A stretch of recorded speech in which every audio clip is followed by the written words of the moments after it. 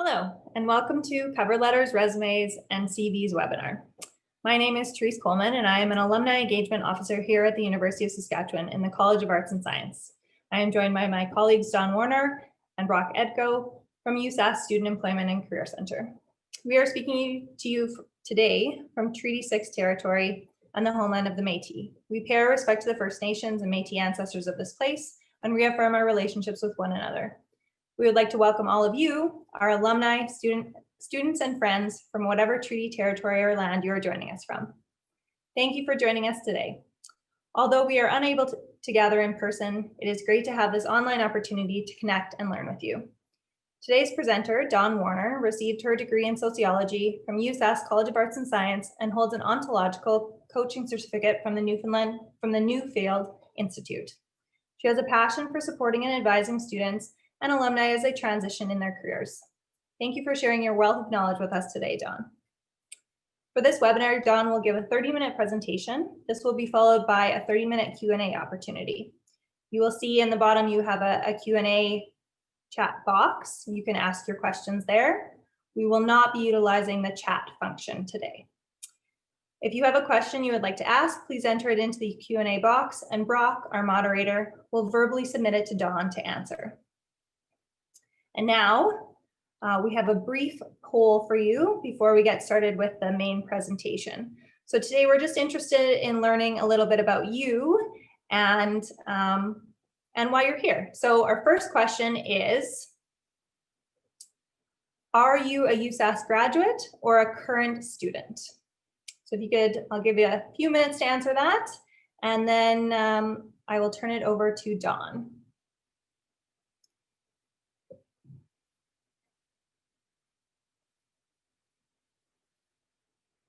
So it looks like we have a pretty even mix, I would say, a little bit more students, but about 60-40 for the student to graduate ratio. So thank you very much for participating in the poll, and I will now turn it over to Don. Thanks, Don.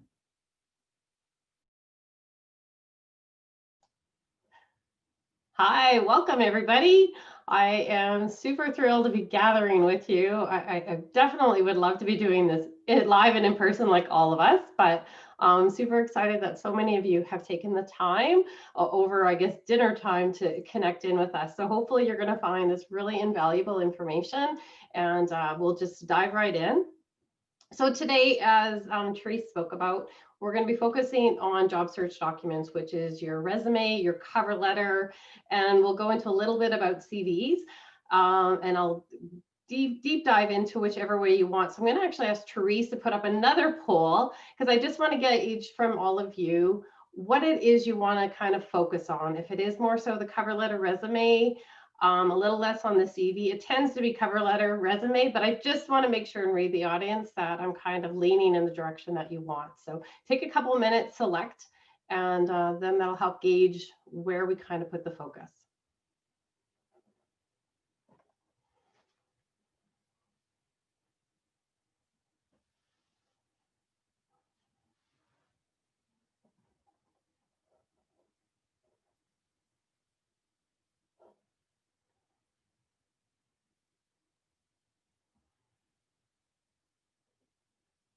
Okay, Therese, how does that look right now? Are they still coming in, or?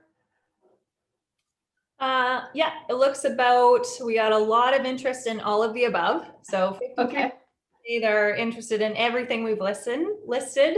Then we have cover letter tips, resume tips, and CV is lower on the list, but still some interest. Okay, wonderful, thank you.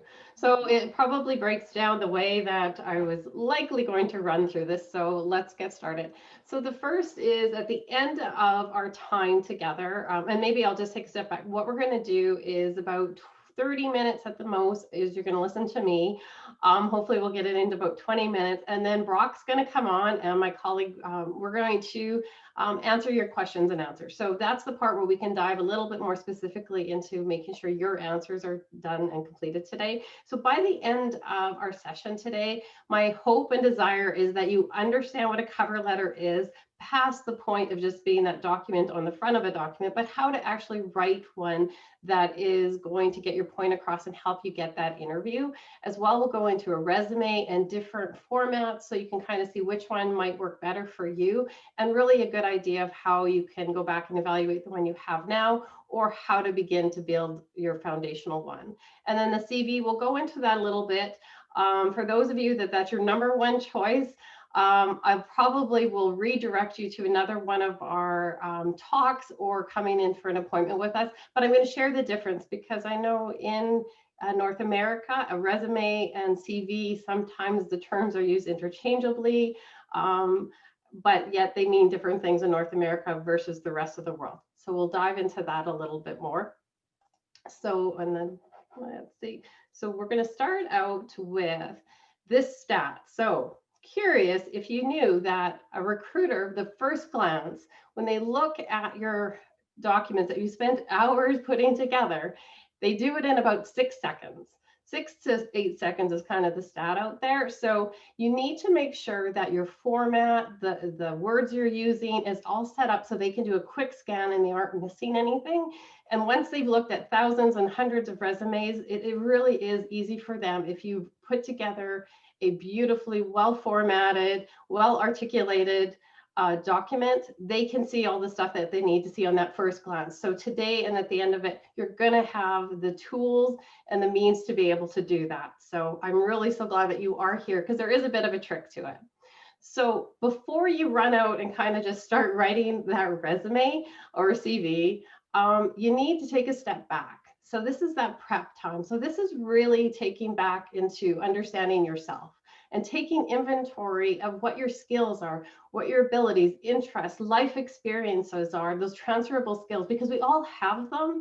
And it really is important that you take that time before you submit a resume or start writing it, or the cover letter, to really understand that. As well, we have a lot of innate gifts that we're born with that sometimes we assume that everybody's good at that. And we're not really aware of those strong skills that we have, those really innate strengths that we have. So it is really important to even have conversations with friends, past employers, current employers, just to kind of point that out to you. So this part really is important. And the better you get to know yourself and become an expert on you, the better you're going to do in terms of creating that strong resume, that strong cover letter, as well as acing the interview when you land that one. So it is really worthwhile to take the time to do this.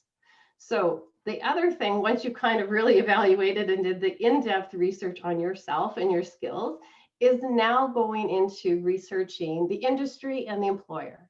So before, again, you go jumping into something, is kind of deciding, what kind of industry do I want to work in? What kind of a job am I looking for? Specific position? Is there a certain company that I'm interested, or industry? So once you get comfortable with that, is then go and research, what are the core values? What is kind of the initiatives? What is their forecast plan?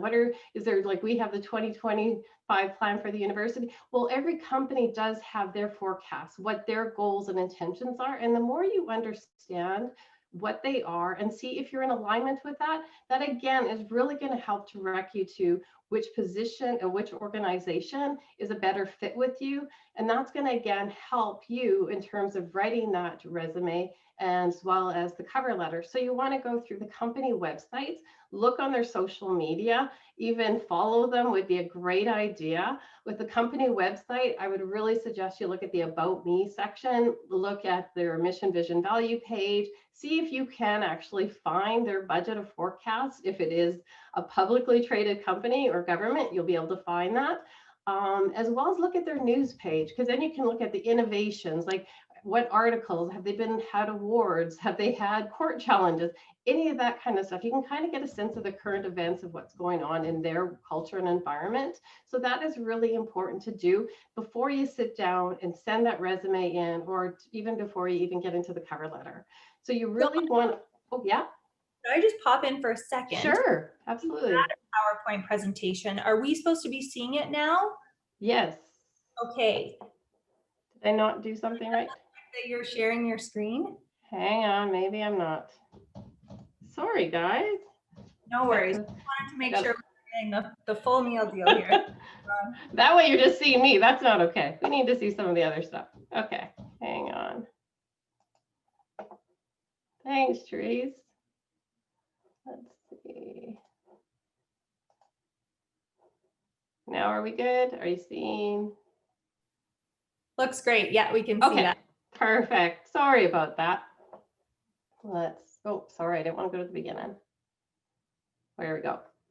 So where we're leaving off. So it's really then once you've looked at their website, you can also get a sense and feel for the language they use and the terminology they use. Like, for example, do they say organizational skills, time management skills? That's really what you want to get a sense of, because that terminology, the keywords that they use, you can embed that into your resumes and cover letters, because those words are the language they use. And if you embed it, then they pop out for them. So even in the job posting, you're going to look at that and you're going to embed those into those documents as well. So again, when you go into social media now, you're going to look at LinkedIn. If you have a LinkedIn account, great. If you haven't, I suggest that is something you take a step back and create one of those as well. Because then you can kind of go in and see who works for that organization. Do you know anybody? Do you have friends, family, past coworkers, professors, that kind of stuff that are connected? Because it's a great way to do a information session with them, to talk about, learn about their role, and a way to build some networking and connection, which is really important when you're exploring what position you want. Are you interested in? What are the pros and cons of it? I always say a great thing to do when you're exploring a job you want is find out the things that you might not like, and then find out, can I live with those things? Because there's always going to be pros and cons to a job, and we need to make sure that we can live with the cons of it.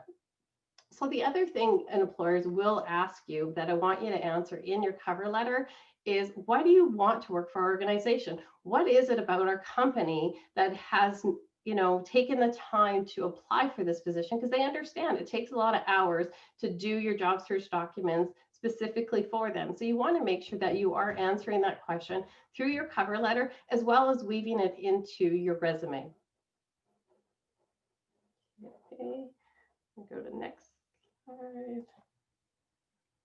Okay, so now with the job posting, I would say the job posting is like your answer key. It's your treasure map to the company. So you want to really make sure, again, before you start writing that resume or cover letter, is to really understand this job posting. So you're going to read through it a number of times. You're going to note, highlight those key words. You're going to look at the accountabilities they're looking for, that skill set, the competencies. Sometimes they'll be very clear and they will have a section that outlines it. Sometimes it'll be embedded within the description. So you're really going to want to read through that. And if they've given a job description along with the job posting, you really want to go through both those documents, because that's really going to help you set yourself apart from any of the other people that are applying. And right now, it is a really challenging job market, because employers are getting hundreds of resumes per position, but it doesn't mean you can't stand apart and set yourself apart. You just got to do a little bit more due diligence on your part, but if you do, it will be really well worth the while.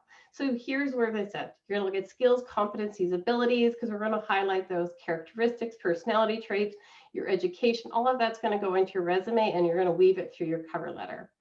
Now, in terms of a resume, depending on how much work experience you have, is going to really determine what type of resume that you are actually going to write for yourself at this stage.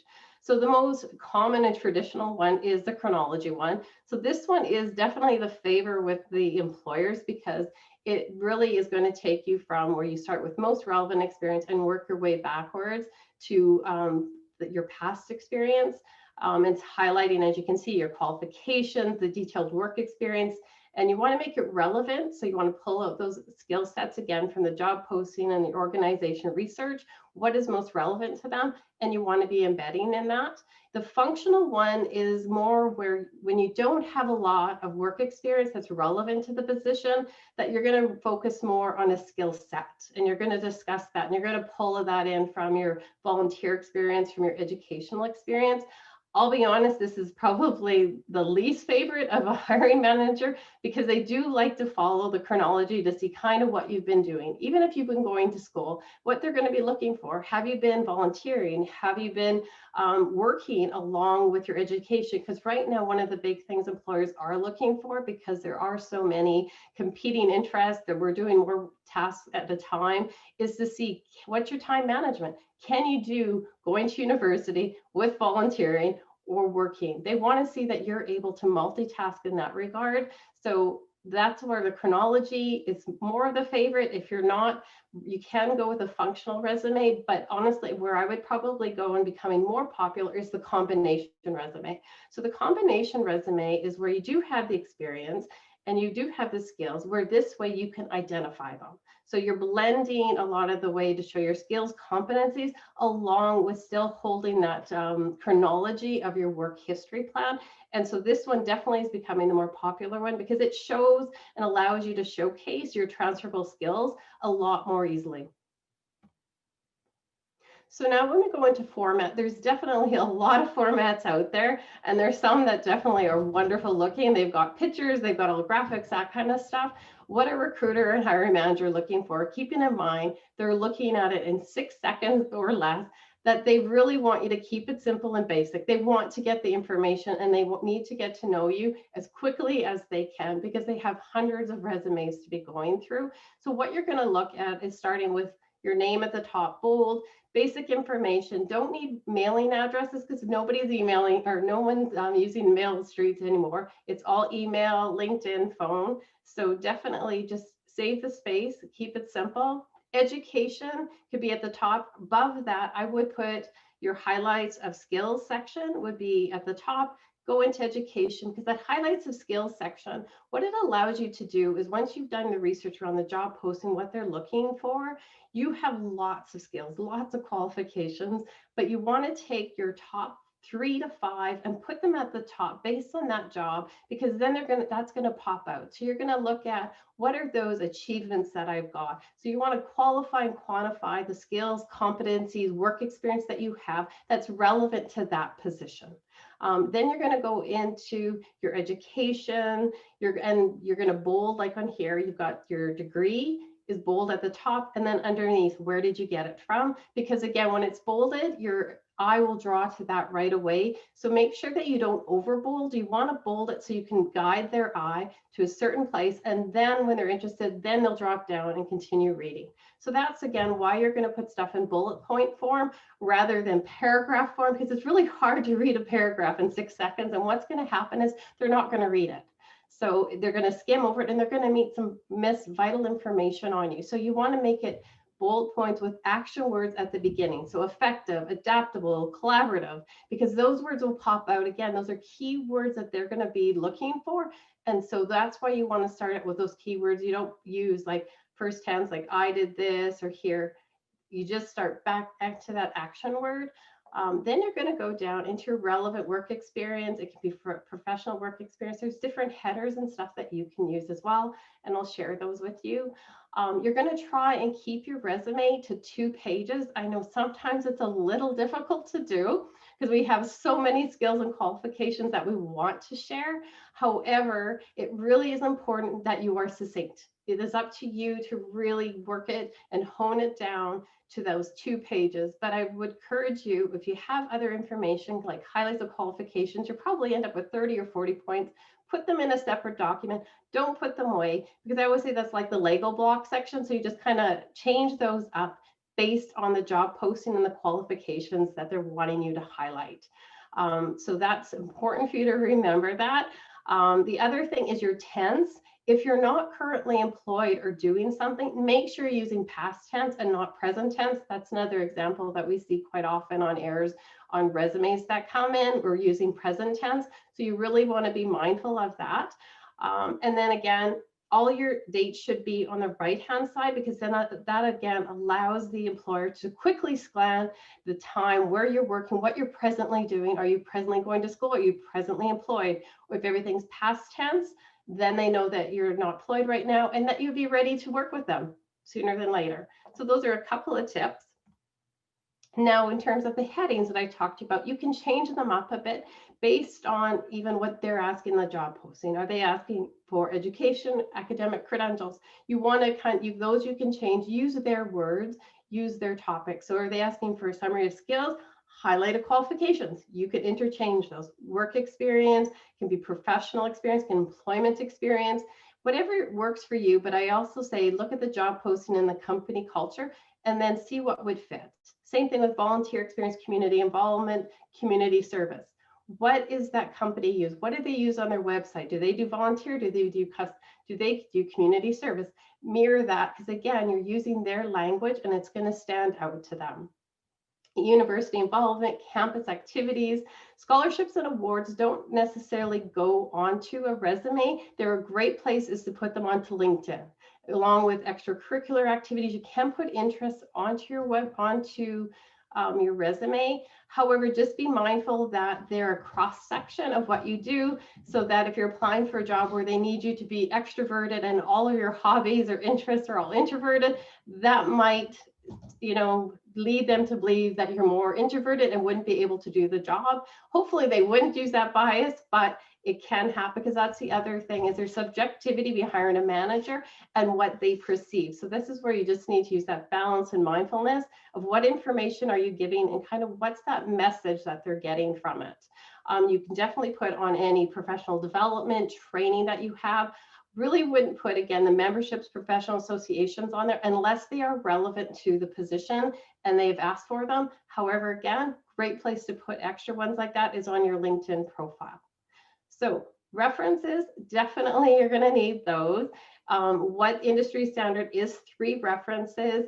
Preferably they are looking for past employment, because they're wanting your employers to verify what you're sharing with them. So it can also include professors. However, I would just caveat that with number 1, let the professor know. Make sure that you have a relationship with the professor past just attending the class. So you've been a TA with them, you've attended many of their classes, and they've really gotten a chance to get to know you. Then that's a valuable relationship. And a lot of professors have asked that we mentioned that just because you've attended their class and doesn't remember that, they're going to remember you. So again, the last thing you want to do is give a reference where the person doesn't know you. That's not going to help you at all. So you can give peer references, colleagues. So if you've worked on a major project, even through school, you could give someone on that team as a reference, as long as you've asked, of course.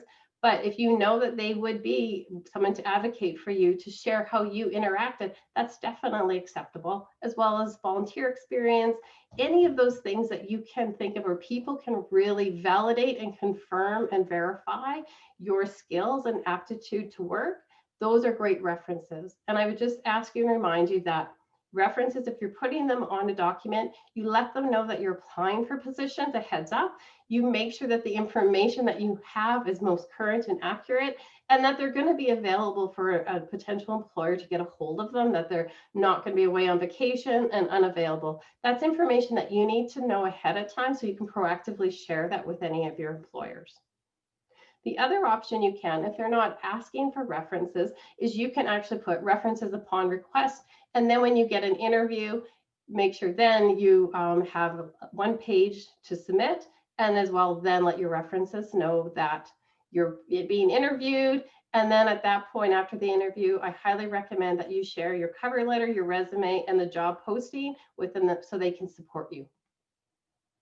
So with the resume, we talked about it a little bit, but you want to start with that action verb. You go into the task, but I would say in terms of just listing a task is you want to quantify and qualify it. So if you led a team of 6, put that you led a team of 6. Don't just say you led a team. If you handled $1 million budget, put that you oversaw $1 million budget. If you created something, go into the detail a little bit, because the last thing you want to do is on the resume or in the job posting, if they ask for strong time management skills, that you put strong time management skills. They want to see you demonstrate that. They're saying we're looking for this. So they want to be able to see it in your documentation. They will definitely bring you in for an interview and expand to deepen that knowledge of it. But the last thing you want to do is just mirror their words, because you're not giving them information. You want to definitely tell them how you've achieved and accomplished these skill sets. That's really, really important. So cover letters. Now, with respect to the cover letter, this is a great opportunity for you to really dive in and learn about you. So the resume is really going to be that checklist of, do you have the skills, the education, and the qualifications for the role? So once you've checked those boxes, they'll read your cover letter. Now the cover letter is going to really answer to them why you're applying for this position, why they should interview you, and what's really going to set you apart from all the other people that have applied with similar qualification that they've all met. So this is the part where you can personalize a bit. This is where you can show a little bit of your passion. Why are you interested? So at the beginning, like you can see on this page, you start out with your information, you go into the date, you give the information that you do have for the organization. And I appreciate that nowadays they don't necessarily give you names. They don't necessarily give you the hiring manager. Sometimes it's just the company and there's no address or anything. And that's okay. If you put what you have, then the ray line is really important because that's where, like you can see here, it's got the project manager, it's got the job number. You want to put that in there and you want to bold it just in case your job gets it, your resume gets into the wrong job file. This way it's easy identifiable and they can move it to the right position. The other thing that it helps you do is now you don't have to really talk about it in your cover letter because of course every line matters. So if you've already put it in there, they know which position you're applying for. So when you drop into the cover letter, you can start having that conversation about the position, about why you're applying for the company. Now, if you don't know the name of the person, like here we've got the HR manager's name, don't use dear sir, dear madam, to whom it may concern, dear selection committee, dear hiring manager, dear hiring committee. Those are far more professional than the other ones. So that would be the recommendation. Definitely make note of that. So that first paragraph now really is going to answer the question, why are you taking time to apply for this position? Why do you want to work for this organization? What is it about our company that you want to be a part of our team and fill this role? So that's kind of like that introduction. So now that you've looked at their website and stuff and got a sense about what it is, you want to weave that in. The last thing you want to do is kind of just state facts back to them. I want to work for you because you're one of the top 100 companies and this is what you do, blah, blah, blah. They know that. Weave that into the conversation. You want to make it a part of your story. You know, I was looking, you're one of the top 100 companies and innovation, and this really matters. This is important to me. This is why I went to school. This is why I'm researching this. That's where you start to tell that story. And then you kind of end it. This is why I'd be an asset to your team. Then the middle paragraphs are going to be you weaving and connecting your qualifications and skills to the position. This is where you're giving them enough of a teaser, heads up that because I have these skills and these competencies, this is why I would be a great fit for your team. And this is why you want to interview me. So you give them enough that they want to interview you. You're not going to be able to tell the whole story. That's what the interview is for. You want to give them enough that you've intrigued them, that they do want to call you to learn more about it. And then your closing paragraph is bringing it together. And basically you're answering the question, why they want to hire you or bring you in for an interview. So you're going to say, based on all the skills, qualifications, what you're looking for, this is why I feel I would be one of the top candidates. So you kind of write your story in that regard, then ask for the interview. Say, I look forward to hearing from you so that I can further discuss how my qualifications, my career path and passions would be an asset to your company. Something like that in your words. And then you always thank them for considering your application. So kind of covered all of this, so which is great. And then you can use an electronic signature or not. It's easy enough to do. You can write it out, you can take a picture, screenshot it, put it in, and then drop it as an image file, or you can scan it in if you have a scanner. So although I just noticed, I think there is a slide missing on CVs. But what I can share with you, the difference between the CV and the cover letter, before I jump into the tips, is in Canada, like I said, the terms get used interchangeably. However, what happens is the CV is more for academics. So if you're applying for university positions, research positions, that's where you're going to want a CV. And on a CV, really, anything goes. You put your things you've published, written, presented, you put conferences, you get to put just about anything you want in that. So there's a lot more information that goes into that. But like I said, that's more academic focused. Any positions you're applying for within the public or private sector outside of academia, they are going to be looking for a resume, even if they use the term CV. If it's uncertain, because there are some research positions that may want that CV, what I would even suggest doing is contacting the company to get clarification. And I know it's extra confusing, but doing that extra step does ensure that you are giving them the information that they're looking for. Now, with respect to writing tips, cover letters, it isn't a one size fits all. You really do want to make sure you personalize it, because here's the thing, out of hundreds of resumes and cover letters, there will be at least one person that takes that time, that really wants that job and is going to do that work, and they are going to stand out. And so in a market as competitive as it is right now, it really is important that you look at quality over quantity. So really dive in, getting to know yourself, getting to know those skill sets you have, the companies you want to work for, and then make those documents really personal to that company to the best of your ability, so you can stand out, because not everybody does that. A lot of people are just throwing out jobs and hoping something will stick, and you want to rise above those ones. So remember, take that time for those jobs that you want, because it will make a huge difference. So remembering the question, why should we hire you? That should be in the background of all your documents as you're writing it out. And again, making sure your language in your document is mirroring and is close to the job description or the company's website. Avoid all generic cliche statements. And using bullet points right over the paragraphs, because they're not going to read them. And yes, definitely in the cover letters, using shorter paragraphs, because you want to make it easy for them to read. Because remember, they're reading hundreds of these documents. So whatever you can do to make it easier is much more beneficial. And absolutely nonstop proofread and get someone else to proofread. The gift of on campus is we do have the writing center. They will help go over your grammar and your spelling mistakes. So please engage them in that. You just simply ask them for spelling, grammar help. They will do that. You come to us for resume and formatting help. And that's kind of our focus. So I've now come to the end of our presentation. So I'm going to ask my colleague Brock to hop on, and we'll go into the Q&A. Well, hi. So we have a few questions, but yeah, any students and alumni out there, you have any questions, just pop them into the Q&A, and I'll answer some of them myself and give some to Dawn to respond to as well. So let's have a look here at some of the ones. I've kind of been responding to them as they've been coming in, but I'm gonna read a few of them here. First one though, just want to ask, so we had a question about whether you'd be sharing like a PDF of the PowerPoints. I had suggested that a great next step is just to go to the students.usask.ca website, go to the job section there. That's all of our content at the Student Employment and Career Center. There's a resumes page with our resume guide, cover letter guide, CV guide, another one with our interview guide.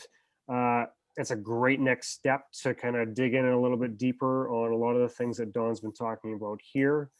Yeah, I wasn't sure, Dawn, if you were, if you share the PDF of the presentation or not. You know, we definitely can. That's not an issue, but I think, Brock, what you've shared is much more vital. We have resume guides, CV guides, we've got cover letter guides, we've got interview guides, and honestly, they go through this information that I've given with you and even more. Our resume guide is a great one. So when I talked about those action words, there's a whole page on the back that gives you all these action words of where, and it matches it to the competency. So I highly recommend you seek that out. But if not, I can definitely, I'm not sure if Therese or they follow up, but we could find a way to make it accessible if you needed that. Yeah, and Therese said that she will have emails, so she can share that. Okay. And anybody who's popped that request into, the Q&A, we'll make sure that you get that as well. For sure. Okay, so let's go into another question here. What do we got?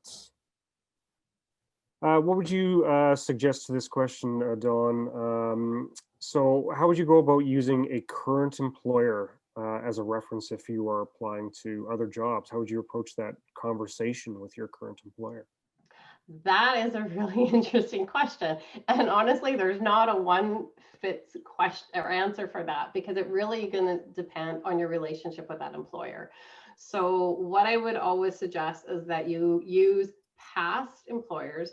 Now, if you're getting down to that final stage in the interview phase and they really want to talk to someone in your current employment, number one, it's going to depend on the comfort that you have with your current employer, knowing the personality of that current employer, because some employers are very open to their employers moving forward. Some employers aren't. So again, it really is a case-by-case situation. This is a lot of times where employees that are looking will rely on peers or colleagues rather than that, or past managers that maybe managed them a year or two ago and have moved on. That would always be my first step, unless you have a really solid relationship, an open relationship with your current management team, especially given the economy today. I don't know that I would risk it off that go. If there's another way around it, is the way I would go. Yeah, that's great advice. I had a few questions about references. Another one here, common question that we get at the Student Employment and Career Center from international students.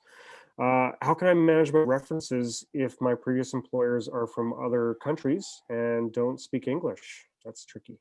That is a tricky one. However, the good thing is we do have Google Translate nowadays. And really, honestly, if an employer is really wanting to work with you, they will find a way to do that. They can translate it through emails. We've done that before, where we do email connections and can do translations through that. There's ways around it as well. It's ideal if you can find Canadian references. So number one, if you can get some volunteer experience, that's really beneficial, right? It doesn't mean you can't use any, but it really, I know it's harder. And I hate having to negate the beautiful skills that you had for those jobs. But if you can find references, because really what it is to verify your skill set. Do you have that confidence, that workability? So if you can get a volunteer job, or even volunteer working with a professor and get some TA experience so they can verify that stuff, that's really helpful. But if an employer really wants you, they will work for you and find a way around it. And the best way to do it is you share that. You be open. Here's my references. They don't speak the language. The other thing is, nowadays, there's probably someone in the organization that probably could step in and do that for HR as well. Great. Yeah, I don't have anything to add to that. Another question that we got a couple times here, and I like this question. We often get this one as well. Is there a risk of sounding too confident in explaining, your qualifications, your skill set, and your experience? Is there a tone that comes across as overconfident, and how would you deal with that? No, and that's great. And yes, there is. And I find mostly when overconfidence comes in, a lot of times it's when you necessarily don't have the confidence in your skill set. When you're lacking in confidence and self-esteem, sometimes we puff up our chest a little bit bigger so that we sound more confident than we are. When we have really done that self-awareness, our confidence, our skills, and our aptitude, and come across a little bit more humble, that's ideal, because you can be confident without being aggressive, but definitely being assertive. They want you to know the skills, especially, again, knowing the culture of the organization, the position you're applying for really has a lot to do with how you relate to them. And this is a big part where I would say getting to know about personality styles and types is invaluable, because once you get an idea of that too, you can read the table and get a better idea of how to approach it. So what I would say is, if you feel that you're coming across too strong, and sometimes I know international students struggle with this because sometimes they're just a little bit more bold and stronger depending on the culture. And so this is where reading the room. So when you're seeing people across the table for you, get a sense of how that is. And you can even ask them, how is this sounding? Do you need clarification? It really is being mindful of the people across from the table. Body language is a huge giveaway as to whether or not you're offending them or they're okay and comfortable with it as well. So, and when you think that maybe you're being overconfident, take a deep breath so you can just kind of ground or reset. And Brock, what would you like to add? Or Well, my advice to that is similar to yours, but I always say as well, if you're speaking to your actual skill set, your actual knowledge, your experiences, the achievements that you actually have, and its relevance, it's not a bad thing to be confident in what you can do. That's a positive thing. And so I think it's maybe just a matter more of tone or word usage. But again, if I always just encourage people, speak to your actual skills. Think about what your strengths are, what you're very good at, and it's okay to, be confident in what you are good at, and to present that as confidence to the employer. So that's kind of my take on that. Nope, absolutely. Another one here.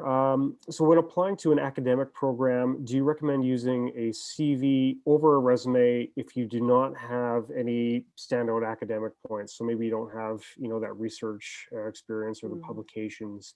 Are you still using a CV, or is it a resume? For your academics, you're still going to use a CV. Yeah, so you might not be able to fill and flesh out the CV to a full extent, which again, when you're applying for junior positions, they recognize that, right? You're not going to have the same level of a CV as a seasoned professor, right? So it's that step, and what does that look like in building it? So there may be some gaps, and that's okay. It just really depends on the qualifications they're looking for. That's where it's going to be. But I would also caution you that even if you've got gaps, still apply. If it's something that interests you, don't let the fact that you don't have all the skills or qualifications stop you from applying. Because the other thing is if you write a solid cover letter or application letter, depending what the academic is, it can set you apart, and you may get that interview in spite of that. Mm-hmm. Yeah, and I mean, I had a student the other day that I met with. They were applying for a graduate program, and they had created a CV. And in the end, because they didn't have publications or research or teaching experience, it was basically a resume. It's kind of the content that makes it appear different. But that doesn't mean that it was not an appropriate or good document for applying for a graduate program. It was just that they didn't have that particular kinds of experience. Yeah.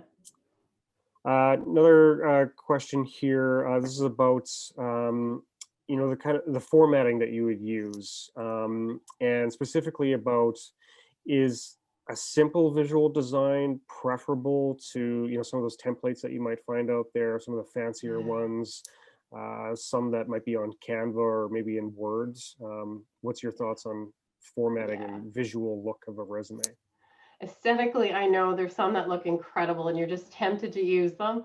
However, those ones are saved for graphic design positions, some more of your technical abstract marketing positions. Those ones get to be a little bit more creative, fine arts positions, that kind of stuff, where you're kind of having that artistic flair to it. Other than that, it really is that simple, black and white, simple, easy to read. Because like I said, when they're reading your resume in 6 seconds or less, they want to be able to find that information. And if you hide it in different spots and stuff like that they're not familiar with, then they can't scan it. And that's the thing, when you're getting used to reading a resume, they really scan from the top. So they look at the subheadings, like highlights of qualifications, they drop down, they go over to the right side for your dates. Whereas if you put the dates on the left, it really plays with how they're comfortable with reading it. And sometimes, and again, I'm going to say, I used to, when I was looking over resumes, sometimes it'd be 8 o'clock at night and you're looking for that first quick scan. So you want to keep it simple. You want it to be easy for them to find those keywords, those qualifications, and make it a quick read, because it's not about how pretty you can make it. It's about pointing out the skills and qualifications you have to do the job. So with this, it's keeping it simple, keep some white space in there. It's all really important. Yeah, I would agree with that. Another interesting question here. So what if you are interested in more than one position in the same company? And I think what they're getting at there is, do you apply for multiple positions with the same company, or does that maybe come across like you don't actually care about this one particular position that you said in the cover letter that you care so much about if you are applying for all of these different positions? Yeah. How would you deal with that? Well, number one, it depends. Does your qualifications and skills validate that, right? So if you can qualify for different positions, absolutely. But make sure you don't just use one application for all of them, because they have different postings. They're going to have different files, different hiring managers. So absolutely apply for them both. However, how I would probably in the cover letter is articulate the strength of why you want to work for this organization, why you want to be a part of their global team. And then you go into why this position would be a value up to you. versus, and then you can go into the other one. So you're really connecting to, obviously, if you're applying for multiple positions at that company, you really want to work for the organization. Obviously, that's your number one, is working for that company, which is great. So sell it on that. And then look at those 2 different positions or 3 different positions, as long as you're qualified. I wouldn't just start applying for all the positions that they have posted. If your skills, qualifications, and education don't mirror it, that's going to look really odd. But if you have the skills, qualifications, absolutely apply. Yeah, great. I'd give the same advice. Okay, here's a question on how to write the work experience section of your resume and doing relevant and non-relevant work experience. So if you're applying to a job that is relevant to your academic fields, and you've done a combined relevant and non-relevant or supplementary, I suppose, work experience section, how do you choose what to include or not to include without, say, like overwhelming that hiring manager with too much information on the resume? But maybe, you know, you've worked at a retail position for a number of years. Do you leave that off or do you put it in? How would you approach that? Interesting. Just had a grad student that was asking me that had probably 15 years of retail customer service experience and going into research positions. What you're going to want to do is look at that role and look for the transferable skills within that role, right? So you're not going to focus on, you know, that you did cash, that you met with clients. It's more about what was your engagement, that you were doing conflict management with some of the clients, right? That you're dealing with difficult people, you're dealing with diversity, right? The people that are coming in are going to be really diverse in your example, Brock, with customer service, right? So it's really focusing on what is it in that role that would be transferable over and of value, right? So it's those interpersonal skills. And there's a lot, like this is where we sometimes forget that our retail positions or stuff like that really don't matter and they don't, you know, transfer over. But any positions where you are having connection with people is so valuable. You learn so much. You learn patience. You have to learn critical thinking, you know, compassion, empathy. There's so many things that you learn. Or if you have other positions where maybe they were research or you're kind of hidden away like a TA, you're dealing with confidential information, you're writing, right? You're assessing. So it's really taking that step back and saying, what are those transferable skills? So this is where I say, look at the task that you did, but don't just stop at a task assessment. Go into the tasks that I learned. What did I achieve? What did I accomplish? What are those competencies or skills that I learned or I'm honing? And then you kind of focus on that. And if there's nothing in there, like let's say you did 5 or 6 retail positions, take the one that gave you the most opportunity of growth. And then the other ones, you can just list them. You can put the job, the title, and the dates, and you don't have to put any points underneath them. Yeah, that's good advice. Kind of building that on that a little bit. We get this concern a lot, especially when we always give the advice that, you know, anything that's not super relevant or not relevant at all, just cut off the resume. You don't need it on there.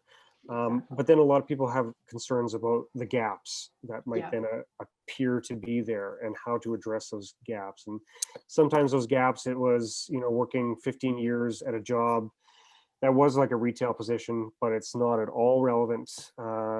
Or maybe they had, you know, 5 or 6 years off while, you know, taking maternity or paternity leave or something like that. Yeah. So if it's maternity, paternity, self-employed. You're at home, you're learning. And this is the other part we forget. If you're a stay-at-home parent, my gosh, the skills you're learning, ask any stay-at-home parent, especially right now through COVID, you're learning so many skills that are applicable. And that's a lot of times is our self-judgment. And see, the thing is the employer isn't looking at it to negate things. What they're really looking at you to do is to showcase the skills that you've learned. And you may not have learned any. If you just kind of like, I would say retail isn't exactly the same. Some people show up, they do the job, they punch the clock. Some people go that extra distance. They have that aptitude to engage. They deal with conflict. They're the ones that's entrusted to open and close the store, right? So this is where you set yourself apart. And so don't negate any experience you have. Even if you took a year off to travel, what did you learn? That's what the employers really are looking for, is what is that experience you learned? And I know in the past, it was kind of less than that. It was what's your qualifications, what's your relevant job experience? But now with, especially like, what was it, 2030, they're not even going to know the position titles for over 40% of the jobs that are out there. So the thing is, they're looking at transferable skills. So it's just you really, that self-awareness, what skill sets, competencies am I learning? And then you have to be able to articulate that. So you can get creative, not to the point of, stretching the truth. But, if you traveled for a year, you're learning about cultures, you're going there, you're adapting, you're immersing yourself in a place which showing great patience, that courage to step out of your comfort zone. So it's really stepping back to say, in that experience, what did I learn? Why did I do that? Why did I choose to stay home? And then put that information on it, because they transfer over. So don't negate things. And if you need help kind of articulating that and finding it out, we have career coaches, we have our employment coordinators. That's our role, is to help you kind of dissect that, because it's hard sometimes when you're doing it yourself. That's why we're here. Yeah, absolutely. Another very common question that we get. So if somebody's applying, they see a job posting, they say they want a resume, they don't say that they need a cover letter, it's not mentioned. Should you include a cover letter anyway, or do you just not need to include that? I would do it.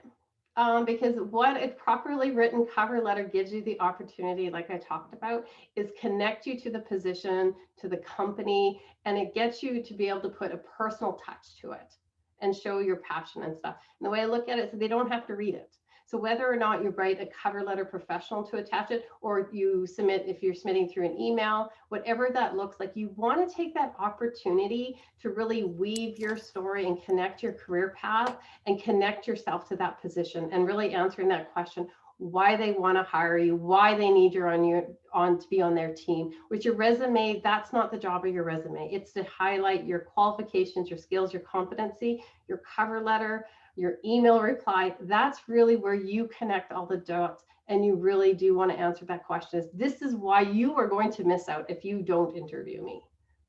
So I would absolutely give them some kind of form of writing as well. It's going to showcase your writing skills. Yes, absolutely. Yeah, well, it's very, very important to always include that cover letter. Yeah.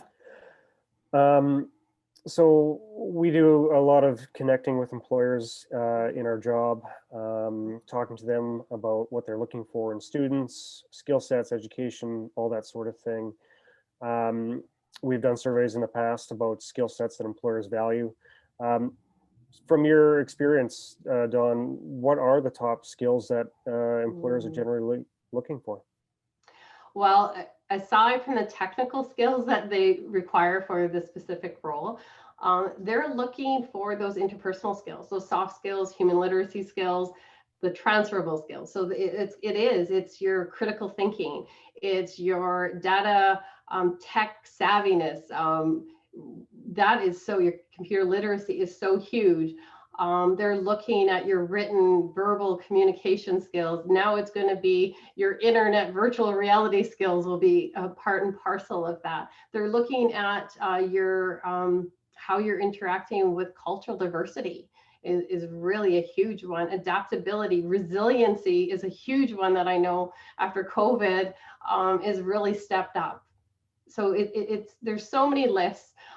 There's the RBC Future Launch Report, which is a really good, the Human Wanted has done a great job in kind of showcasing the skill sets that employers are looking at for the 2030 plan. And actually the RBC Future Launch, to do, I guess, a plug for them. If you go to their website, they've got phenomenal tools on there as well to help you with your job search and creating documents as well, figuring out how to do your personal brand and stuff. So I highly recommend you check that out.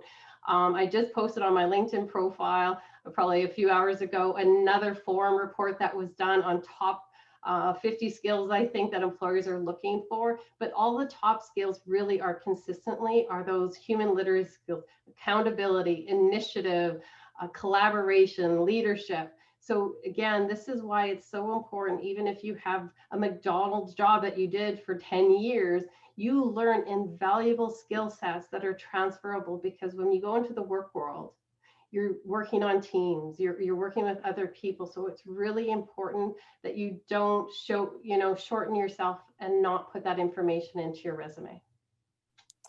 Yeah, we do a lot of surveys to employers recruiting our students, and just asking them, like, what are the skill sets that you are actually looking for?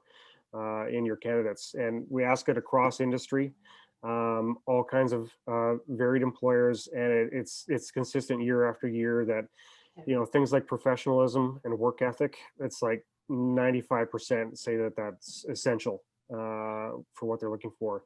Communications, verbal and written, 95%. Teamwork, 90%, 95% year after year. So those skill sets that speak to how you get along with others and communicate, how you work with others, essential just across the board. And it's so important to be able to speak to how you have those skill sets for just about any job that you'd ever apply to. Absolutely. So I know we're getting kind of close to the end here, so maybe I'll just, I think we have time for maybe one more question.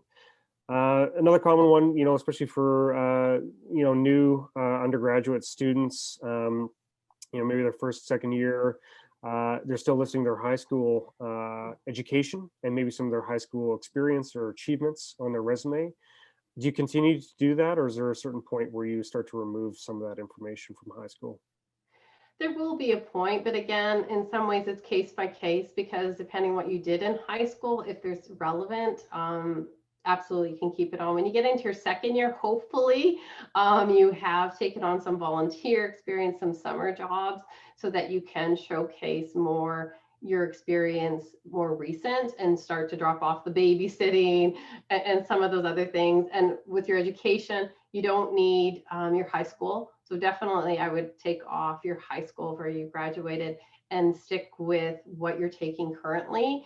But definitely, again, it really depends on what your high school experience is. But year 3 to 4, you really shouldn't be having high school on there. You should have had enough summer jobs, volunteer experience that you can build that solid resume. And if you can't, you really need to reach out to us so we can help you put together a solid resume that kind of showcases your skills and abilities. Because again, the other thing is you learn a lot of wonderful skills through your education program, like you're doing projects within your classes, all of that count as well. And some of your life experience as well can matter. So again, if you're having trouble because you have some gaps or think you do, please make an appointment with us. We want to help you.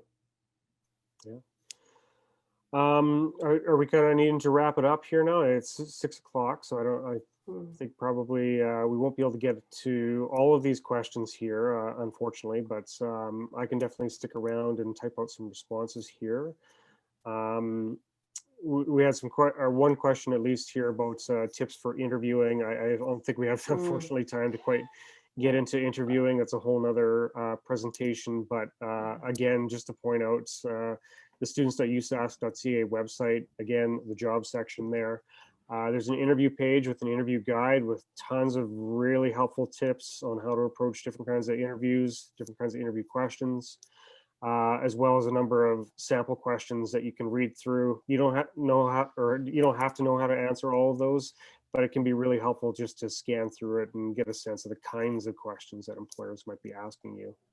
A quick question here about LinkedIn profiles and what kind of email to use. Should you use your student email or personal email? I don't think it matters too much as long as it's a professional email. Yeah, that's the key.